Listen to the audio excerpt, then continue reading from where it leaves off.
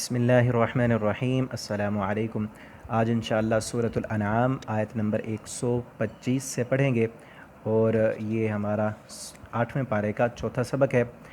اعوذ باللہ السمیع العلیم من الشیطان الرجیم من ہمزہ ونفخہ ونفثہ، بسم اللہ الرحمن الرحیم۔ فمن یرید اللہ، پس جسے یرید اللہ ارادہ کرے اللہ، ان یہدیہ کہ ہدایت دے اس کو، یشرح صدرہ تو وہ کھول دیتا ہے اس کا سینہ، للاسلام اسلام کے لیے اس کا سینہ فراخ کر دیتا ہے۔ اور حدیث میں بھی ہے، نبی کریم صلی اللہ علیہ وسلم نے فرمایا من یرید اللہ بہ خیرا یفقہہ فی الدین، اللہ رب العالمین جس بندے کے ساتھ بھلائی کا ارادہ کریں اللہ اس کو دین کی فقاہت عطا کر دیتے ہیں، دین کے مسائل سمجھنے اس کے لیے آسان ہو جاتے ہیں۔ اسی طرح ایک اور حدیث میں آپ صلی اللہ علیہ وسلم نے فرمایا اللہ رب العالمین جو ہے دنیا سب کو دیتے ہیں، جس سے اللہ تعالیٰ محبت کرتے ہیں اس کو بھی دنیا دیتے ہیں، جس سے اللہ تعالیٰ کو محبت نہیں ہے، مجرم ہے، اللہ کا منکر ہے، اللہ تعالیٰ دنیا اس کو بھی دے دیتے ہیں۔ لیکن دین کی سمجھ، اسلام کی سمجھ بوجھ، قرآن پڑھنے کی توفیق، قرآن سمجھنے کی توفیق اور ترجمہ قرآن پڑھنے کی توفیق جس طرح آپ پڑھ رہے ہیں، اللہ رب العالمین نبی صلی اللہ علیہ وسلم نے فرمایا اللہ تعالیٰ دین کی سمجھ صرف اس کو دیتے ہیں جس کے ساتھ محبت کرتے ہیں، جس کے ساتھ اللہ کا بھلائی کا ارادہ ہوتا ہے۔ قرآن پڑھنے کی، سمجھنے کی، احادیث پڑھنے سمجھنے کی، دین سیکھنے کی اللہ رب العالمین اسی بندے کو توفیق دیتے ہیں جن کے ساتھ اللہ کا بھلائی کا ارادہ ہوتا ہے۔ تو آپ سب جتنے بھی میرے پاس پڑھنے والے یوٹیوب پر، فیس بک پر یا واٹس ایپ پر، آپ اللہ کے چنیدہ اور خوش نصیب بندے ہیں۔ آپ وقت نکال کر توجہ کے ساتھ ان اسباق کو پابندی کے ساتھ سنا کریں، کبھی مس نہ کیا کریں، اور ساتھ ساتھ اپنے دوستوں تک بھی پہنچائیں۔ اللہ رب العالمین کا ہمارے ساتھ بھلائی کا ارادہ ہے، تو جس کے ساتھ اللہ تعالیٰ بھلائی کا ارادہ کریں اس کے لیے اسلام کے لیے اس کا سینہ کھول دیتے ہیں، اس کے لیے قرآن سمجھنا آسان ہوتا ہے، نماز پڑھنا آسان ہوتا ہے، سچ بولنا اس کے لیے آسان ہوتا ہے۔ اور آگے وَمَن یُرِد اور جس کے ساتھ وہ ارادہ کرے ان یضلہ کہ وہ گمراہ کرے اس کو، یجعل صدرہ تو وہ بنا دیتا ہے اس کا سینہ ضیقاً تنگ، حرجاً اس میں تنگی ہوتی ہے، کأنما یصعد فی السماء گویا کہ وہ چڑھ رہا ہے آسمان کی طرف۔ وہ ایسے لگتا ہے کیونکہ اس نے حق کو قبول نہیں کیا کہ تو اسلام کا راستہ ان کے لیے بہت مشکل ہوتا ہے، ایسی کٹھن چڑھائی معلوم ہوتی ہے کہ جس طرح وہ پہاڑ پر چڑھ رہے ہیں، اور ان کا سینہ جو ہے وہ تنگ ہو جاتا ہے اور دم گھٹنے لگتا ہے۔ ایسے لوگ دیکھیں ہوں گے مسجد میں دل نہیں لگے گا، قرآن کی بات کریں وہ نہیں سنیں گے، اکتا جائیں گے، کہیں گے مولویوں کی باتیں ہیں، اور ان کو بٹھا دیں دنیا داری میں، دنیا کی باتوں میں، تو بہت خوش ہوں گے۔ اب آپ نے دیکھا ہے نا کھانے کی انتظار میں ہوٹلوں پر، شادی ہالز میں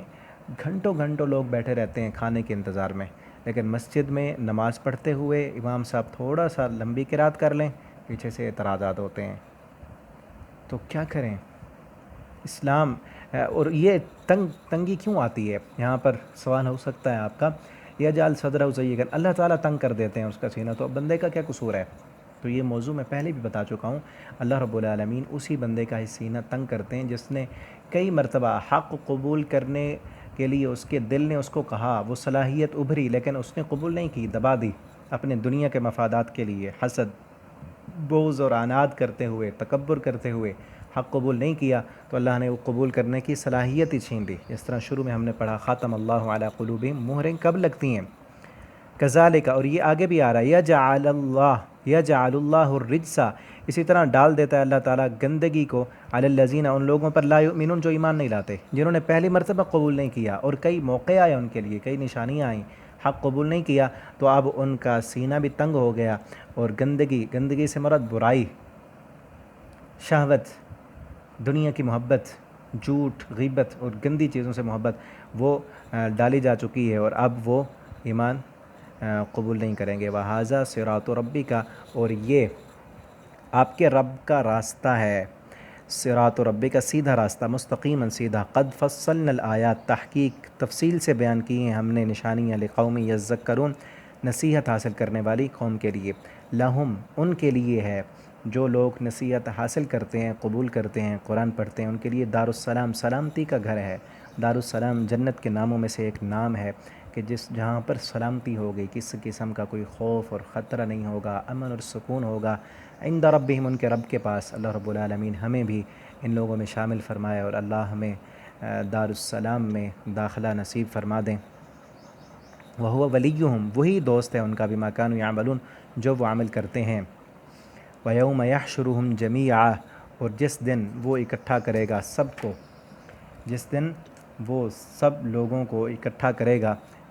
یا معشر الجن، اور اس دن وہ کہے گا اے جنوں کی جماعت، قد استکثرتم، تحقیق بہت زیادہ لوگوں کو گمراہ کیا تم نے، من الانس، انسانوں میں سے، وقال اولیاؤہم، اور کہیں گی ان کے دوست، من الانس، انسانوں سے، ربنا، اے ہمارے رب، استمتع بعضنا ببعض، فائدہ اٹھایا بعض ہمارے نے بعض سے، وبلغنا، اور ہم پہنچ گئے، اجلنا الذی اجلت لنا، اس مقررہ مدت تک جو تو نے اجلت لنا، ہمارے لیے مقرر کی تھی۔ قال النار، تو اللہ تعالیٰ فرمائیں گے، النار، آگ، مسواکم، تمہارا ٹھکانہ ہے، خالدین فیہا، ہمیشہ رہو گے تم اس میں، الا ما شاء اللہ، مگر جو اللہ چاہے، ان ربک حکیم علیم، بے شک آپ کا رب حکمت والا اور جاننے والا ہے۔ یہاں سے جن جو ہیں، کیونکہ جتنے بھی معبودان باطلہ، بتوں کی، قبروں کی، حجروں شجروں کی عبادت انسان کرتے ہیں، ان کے سامنے جھکتے ہیں، نظر و نیاز چڑھاتے ہیں، حقیقت میں وہ جن ہیں، وہاں پر جن اپنے آپ کو سجدے کراتے ہیں، شیاطین سجدے کراتے ہیں۔ تو اللہ تعالیٰ قیامت کے دن ان